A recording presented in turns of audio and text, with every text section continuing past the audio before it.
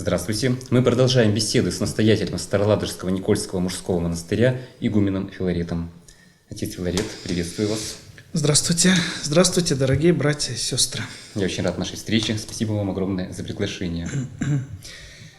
Мы с вами встретились накануне очень светлого церковного праздника Благовещения, который отмечается 7 апреля. В православии он называется Благовещением Пресвятой Богородицы. Расскажите об истории этого праздника, каковы его обряды и традиции, и как принято его отмечать. В этом году праздник Благовещения отмечается во время Великого Поста, поэтому если мы придем на богослужение, увидим некоторые особенности, потому что весь ход богослужебной жизни во время Четыредесятницы, он особый, потому что мы много видим чтений, покаянных молитв и прочее. Но в этот день, конечно же, есть некие отступления, потому что все-таки Благовещение Пресвятой Богородицы, он входит в череду 12 больших праздников. И возникновение его относим к евангельской истории. Мы видим, как архангел Гавриил пришел к Деве Марии и благовестил ей огромную радость, то, что она станет матерью Господа и Спасителя.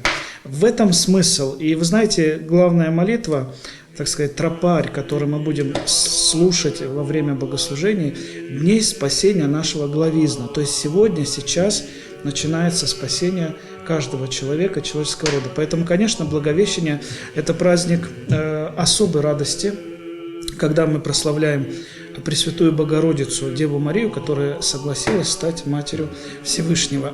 «Се раба Господня будет мне по глаголу Твоему». Так она ответила Архангелу Небесному, возвестителю, Архангелу Гавриилу, на то, что он ей рассказал. Поэтому, конечно же, мы в этот день одеваем особые облачения, синее облачение, которое символизирует чистоту, которое символизирует небо, если можно так сказать.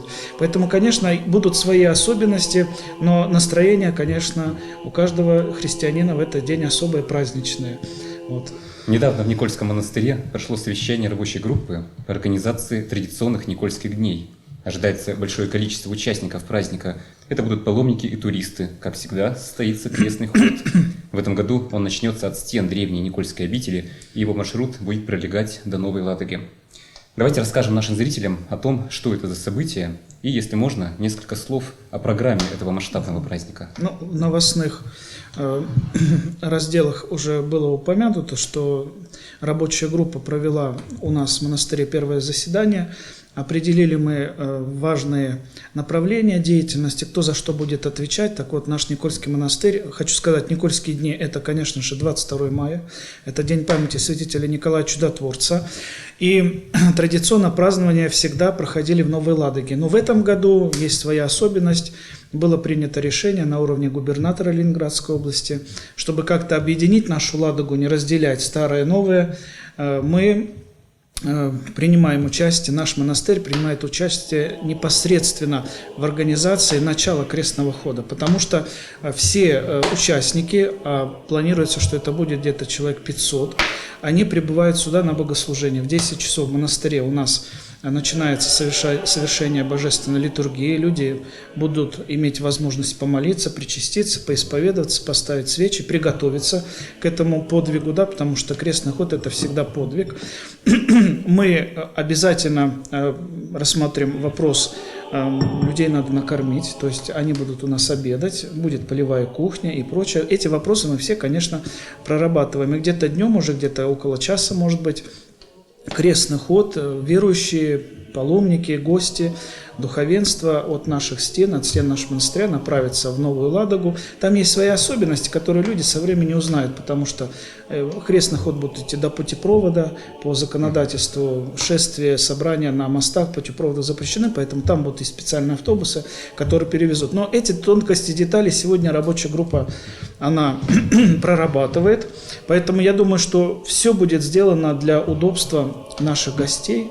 Я думаю, что Никольская обитель, она примет непосредственное участие в организации Никольских дней у нас в Старой Ладоге. Но в целом Никольская обитель готова к проведению такого масштабного праздника?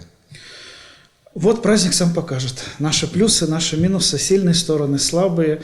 Это, можно сказать, первое такое мероприятие такого масштаба, потому что в связи с пандемией больших мероприятий, каких-то массовых крестных ходов богослужений не разрешалось проводить. Так сказать, мы проводили так все камерно своим причтом, своими прихожанами. А здесь, конечно, принимать столько гостей. Мы, конечно, волнуемся с братьями, но я думаю, что все получится. Как раз во время одной из наших прошлых бесед, отвечая на вопрос телезрителя, мы с вами говорили о том, что церковью были введены определенные ограничения, связанные с коронавирусом. Пандемия в прошлом году внесла свои коррективы. Монастырь был вынужден приостановить учебный процесс богословского лектория. Сейчас ограничительные меры постепенно ослабляются. И отрадно, что с 21 марта при Никольском мужском монастыре возобновились занятия воскресной школы для взрослых. Наверняка найдется немало желающих посетить эти занятия. Вот скажите, по каким дням они проводятся, как на них записаться?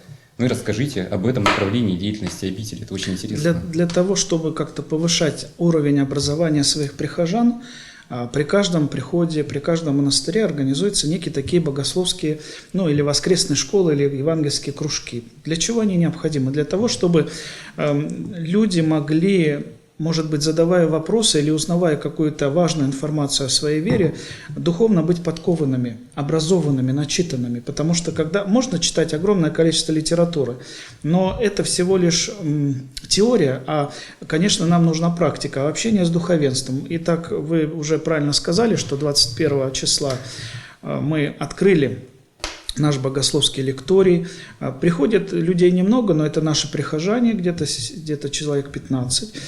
Предметы различные, конечно, касаются основ христианства. Это и катехизис, это история церкви христианской, это и изучение Священного Писания. Поэтому мы, конечно, ищем новые формы общения с прихожанами. И также я вот о чем уже сказал, еще раз напомню, о том, чтобы наши прихожане, они были грамотные, образованные и понимали какие-то основные моменты христианской веры. Поэтому записаться, особой записи у нас нет, занятия по воскресеньям в 12:30 в нашем в зимнем саду, так сказать, в аудитории, где проходят эти любой занятия. Желающий может прийти. Может любой желающий прийти. Если нет, можно позвонить по телефону, уточнить. Телефон монастыря есть на сайте и в социальных сетях. Поэтому, пожалуйста, кому будет это интересно. Потому что у нас преподают братья. Братья имеют все высокий образовательный уровень, или это академическое, так сказать, академический уровень, академическое образование. То есть в любом случае все наши братья, все наши священнослужители участвуют вот в таком образовательном процессе. Это я думаю, что происходит, да? Еженедельно занятия происходят? Да, каждое воскресенье, поэтому я думаю, что желающий что-то узнать новое, хорошее и полезное для себя может это сделать. Отец Филарет, пришло время перейти к вопросам наших телезрителей. Их накопилось немало за последнее время. Обращается Елена из Новой Ладоги. Христос осуждал всякую торговлю в стенах храма. Сейчас мы видим, как чуть ли не в каждой церкви развернуты лавки, где происходит торговля. Причем цены не самые низкие. Скажите, почему это происходит? Давайте мы начнем с того, что в любой религии во все времена существовало такое понятие, как жертва. Ветхий Завет вообще вводил понятие десятины. Человек все, что зарабатывал, человек все, что получал от земли, от животноводства, 9% все давал на храм для служителей Иерусалимского храма. Поэтому вопрос жертвы, он никогда не стоял каким-то таким неудобным, потому что христианская община, да любая религиозная община, она обязана содержать свой притчет, да, духовенство, допустим, или тех там служителей, которые совершают у них определенные ритуалы или богослужебные циклы. Вот, у Христа Спасителя, если мы посмотрим с вами, были не только женщины, которые заботились от своего имения, потому что ученики, также Спаситель, должны были кушать, они должны были во что-то одеваться, они должны даже были нести некие повинности, платить налоги. Помните, да? «Отдай Богу Божие, а кесарю кесарево». Даже у Христа требовали отдать налог за то, что он там, да, где-то проходил по какой-то территории. Более того, мы знаем, что у Господа был ученик, конечно, который его предал, Иуда, который носил ящик для пожертвований. То есть вопрос средств, вопрос вообще, мы живем в материальном мире, и, конечно же, это нормально, это естественно. Это первое, о чем я хотел сказать. Второе, вы должны прекрасно понимать, что в храме нет торговли. В храме есть распространение предметов религиозного назначения за пожертвование. То есть мы, как любой храм, как любой приход, имеем определенный уголок. Мы называем это иконная лавка. Где-то даже есть это такие организованные, полноценные, допустим, какие-то магазинчики, да. Но нужно понимать, что все, что вы видите в иконной лавке, это не предмет торговли. Мы распространяем это за пожертвование. Почему? Потому что если берем таинство, то таинства, безусловно, должны совершаться бесплатно. Крещение, значит, отпевание и прочее, прочее. Некие храмы устанавливают приблизительную сумму. Но если у человека нет этого, он всегда может подойти к священнику и сказать: простите, можно ли мне совершить это таинство бесплатно? И вам никто не имеет права отказать. Вот. Что касается, допустим, свечи, иконы, книги, это все материально.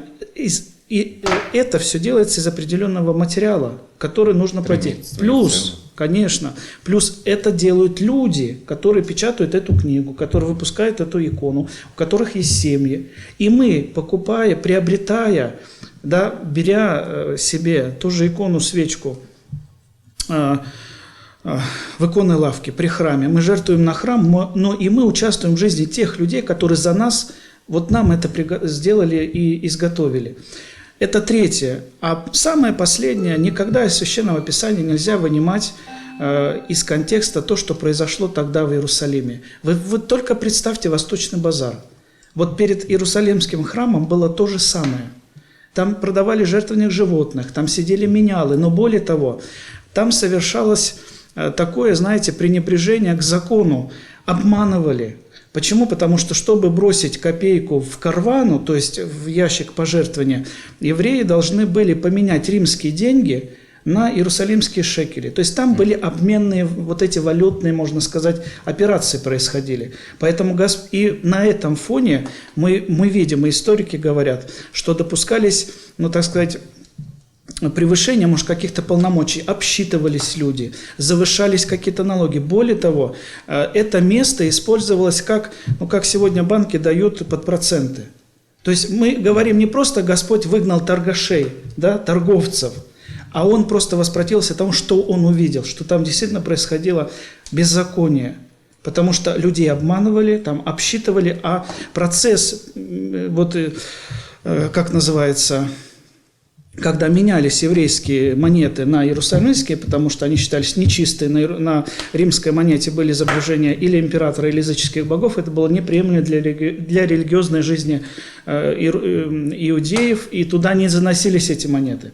Поэтому Господь выгнал всех. Почему? Начали злоупотреблять. И Он, говорят, Он не хлестал людей, но Он настолько был переполнен вот этими вот унижениями простых людей, что Он, значит, такой силой своей, да, опрокидывал столы вот этих, менял заемщиков, те, которые обманывали людей. Но там не было написано, что он бьет животных, там, или вообще он против был того, что происходило. Потому что, да, действительно, люди, которые совершали, ответ такой пространный, но я хочу, чтобы тот, кто задал, немножко подумал, посмотрел на эту проблему шире.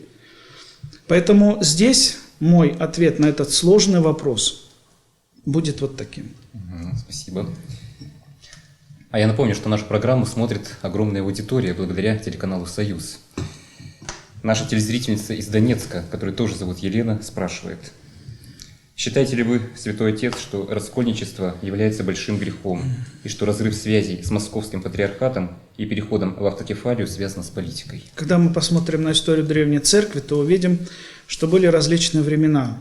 И в учение Церкви вкрадывались, так сказать, хищники, может быть, волки в овечьей шкуре, которые приносили смуту в церковный организм. Давайте вспомним самую первую ересь, которая возникла в церкви, ересь Ария. И церковь, практически она больна была этой ересью долгие-долгие годы. Потом мы увидим, что когда пойдут вопросы христологического характера, кто такой был Христос, там возникнут совершенно другие уже проблемы. Мы увидим, что на исторической арене появится человек по имени Несторий, который также будет носить некое свое видение, основываясь на каких-то гностических учениях, на учениях философов, да, то, что не свойственно христианскому учению. Поэтому я хочу сказать, что, конечно, ересь – это всегда отрыв от истины. Истина, она одна. 2 плюс 2 всегда 4. Истина в том, что Господь Иисус Христос является Сыном Божьим, второй ипостасью Святой Троицы. А ведь споры-то были какие? Тринитарные и христологические. То есть спорили о лицах Святой Троицы, какие они, в подчинении, кто выше, кто ниже. И если мы даже посмотрим, допустим, Первый Никейский собор, 325 год, город Никея, где происходило вот это большое собрание, когда церковный организм был подвержен вот этой арианской смуте, то доникейское богословие в основном воспринимало, было оно не развито, конечно, воспринималось как Отец, Сын, Святой Дух, они соподчинены друг другу. Отец главный, Сын не очень, а Святой Дух он какой-то такой. Поэтому нужны были и Вселенские соборы, нужно было бы время, чтобы эти ереси, да, поставить на место, чтобы доказать неверность этих взглядов и выработать вот эти каноны, догматы, правила, по которым живет христианская церковь до сих пор. Поэтому, когда сегодня появляются какие-то моменты, пытающиеся изменить учение, конечно, у нас уже есть ответы на эти запросы, которые мы черпаем из истории. А что касается Московской патриархии, то вы знаете, любой патриархат может впасть, так сказать, в определенную ересь. Но если он не основывает свою деятельность на канонах, на вероучении, на святоотеческом предании, слава Богу, у нашей Московской патриархии, слава Богу, это есть. Поэтому нельзя так говорить, что Московская патриархия, там она отделена от какого-то общества. Понятно, что сегодня мы переживаем очень сложные отношения со многими патриархатами, а с некоторыми из-за того, что происходят ошибки, нарушение канонов. Понимаете, нарушение закона произошло.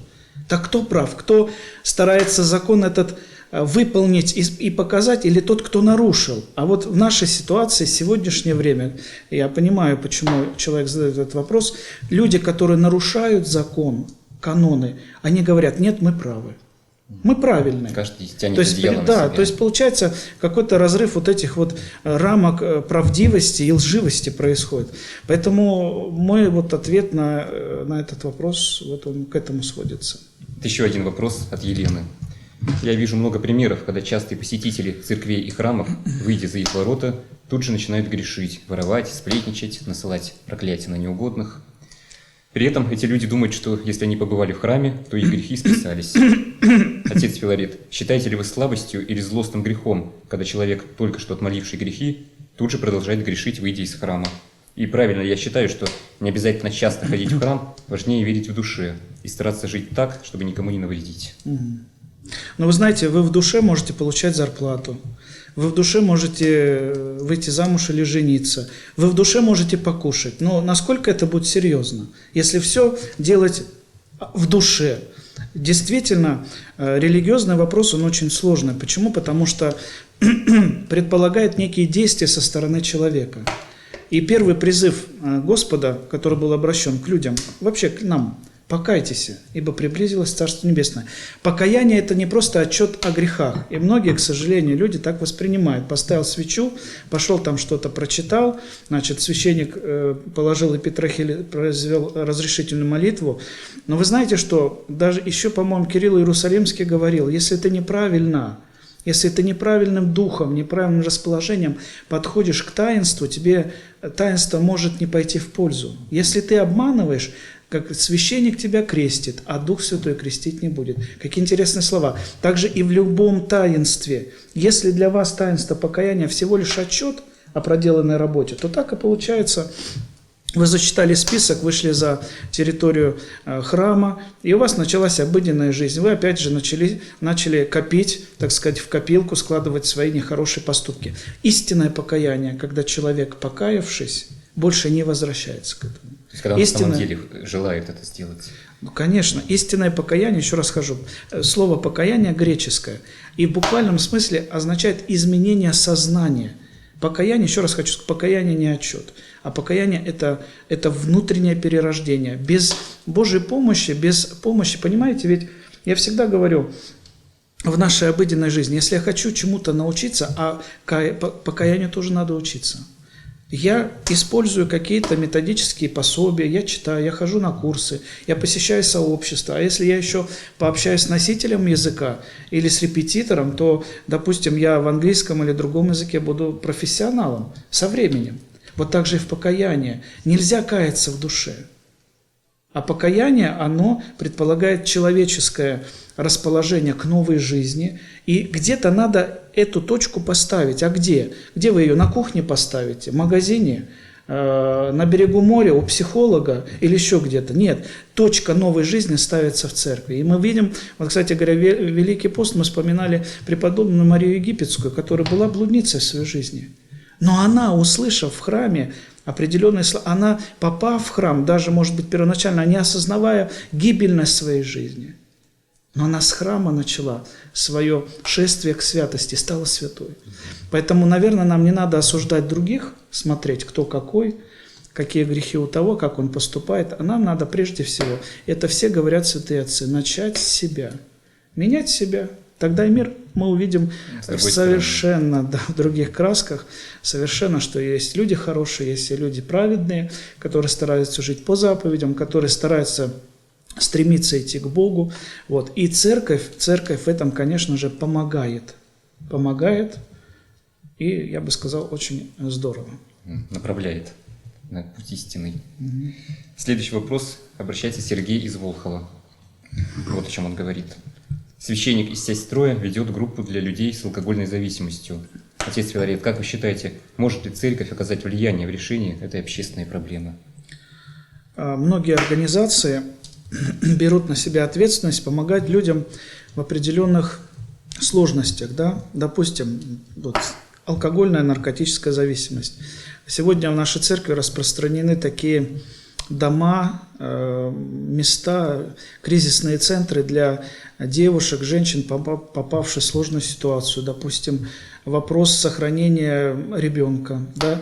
Или работа в женских консультациях с мамочками будущими, которые решили сделать аборт, погубить своего ребенка. То есть, в принципе, сегодня, если мы говорим о Русской Православной Церкви, то она старается выполнять эту функцию, помогать людям отвечать на какие-то вопросы, ведет разъяснительную работу, душепопечение. Если в православной среде есть специалисты, как мы в прошлый раз уже с вами говорили, допустим, православные психологи, которые могут как специалисты подсказать. И как специалист подсказывает, а как еще христианин. Потому что любой специалист, если будет атеистом, он не будет разделять вашу веру, а где-то будет даже смеяться. Ну, посмотрите, вроде бы ходит в церковь, и какие у него проблемы. А мы понимаем, что проблемы бывают у всех, и сложности у всех. Если у этого батюшки, спасибо ему, и он ведет такую огромную работу, если получается помогать таким людям, то только поклониться, поблагодарить, и дай Бог, чтобы это дело развивалось, чтобы было больше у нас здоровых людей в обществе, находящих смысл своей жизни не в каких-то пристрастиях, да, а совершенно ином. Тем более люди ходят, обращаются, значит, это востребовано. Следующий вопрос обращается Михаил из Петербурга. Отец Филарет, как вы относитесь к расстрелу царской семьи? За что пострадали дети? К расстрелу царской семьи я отношусь так же, как и вся полнота Русской Православной Церкви.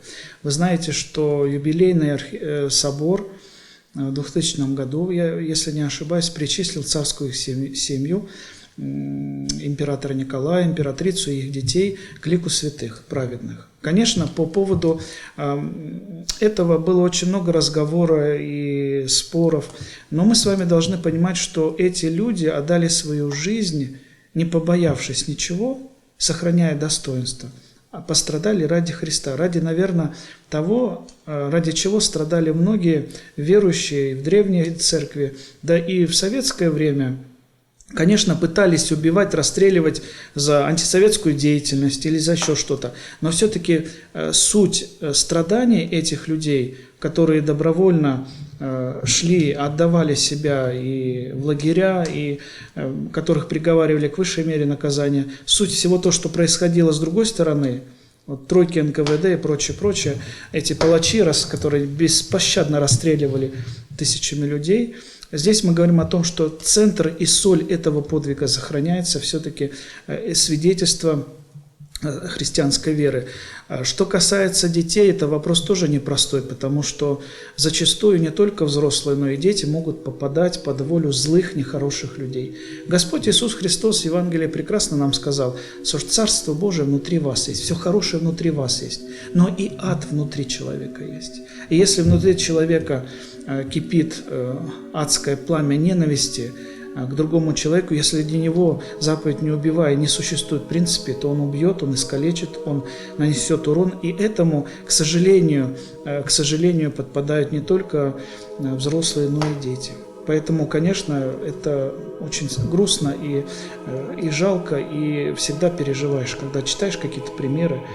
Но, к сожалению, это наша жизнь, и здесь... Это наша история. Это и уже история, кровавая история, конечно, но дай Бог, чтобы в истории меньше было таких эпизодов, чтобы не страдали дети. И самое главное, вы знаете, не страдали ни в чем не повинные люди. Потому что, в принципе, быть христианином – это не приказание, это еще не приговор. Обращается Ирина из Волхова. Наши известные святые уходили в самые отдаленные, самые неустроенные монастыри, бежали от комфорта, ибо ими руководила любовь к Богу, а не к собственному телу. Почему сегодня мы этого не видим? Ведь слово «комфорт» и «монах» – вещи несовместимые. Нет, вот на самом деле возьмите монастырь, который находится рядом с нами, Зеленецкий монастырь. Когда мартирий Зеленецкий пришел в глушь, где были вокруг болота, он это болото осушил. Он воздвиг великолепные храмы, он поставил оборонительную стену, он построил кельи для братьев. Конечно же, там была и баня, где братья должна была мыться, так сказать, ухаживать за собой. Они ходили в одежде, они кушали из чашек, как мы все. То есть вопрос комфорта не в этом дело. Комфорт сегодня понимается почему-то совершенно в ином.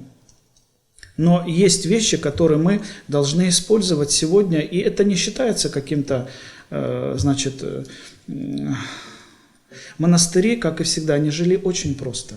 И монахи стремились не к тому, чтобы, кстати говоря, неправильное отношение к телу, в принципе, в христианстве телу всегда понимается как соработник в спасении. О теле надо заботиться, его надо кормить, его надо лечить, потому что если вы будете разбитым телом, вы не сделаете никакого добра. В здоровом теле здоровый дух. Да, и можно и по-другому, что если будет здоровая душа и тело будет здоровое, ты захочешь жить, ты захочешь трудиться. Но мы, монашествующие, никогда не стремимся к сверх какому-то благу. Мы совершаем свое служение, мы принимаем людей. И когда люди приезжают к нам в гости в монастырь, они всегда должны себя почувствовать, и что у них теплые батареи, у них горит свет, и есть вода, которой у нас пока нет. Вот. То есть проблем надо не смотреть на то, что кто откуда чего убегает, а надо смотреть, насколько мы преображаем этот мир. Монастыри являются сильными такими источниками преображения мира. А откуда начинается преображение мира? С души человека. А здесь люди получают это преображение. Отец Филарет, огромное спасибо вам за встречу. Было очень интересно. Время пролетело незаметно. Пожелайте нашим телезрителям в конце программы уже по традиции какие-нибудь напутственные слова. Конечно, братья и сестры, всегда и всегда хочется видеть каждого из вас в храме Божьем, потому что здесь начинается тайна преображения именно ваших душ. Поэтому чаще приходите в храм, читайте Священное Писание, задавайте вопросы друг другу о духовной жизни. И тогда, приобретая опыт, конечно, мы будем настоящими христианами не по букве, а, конечно же, по духу. Спасибо вам огромное.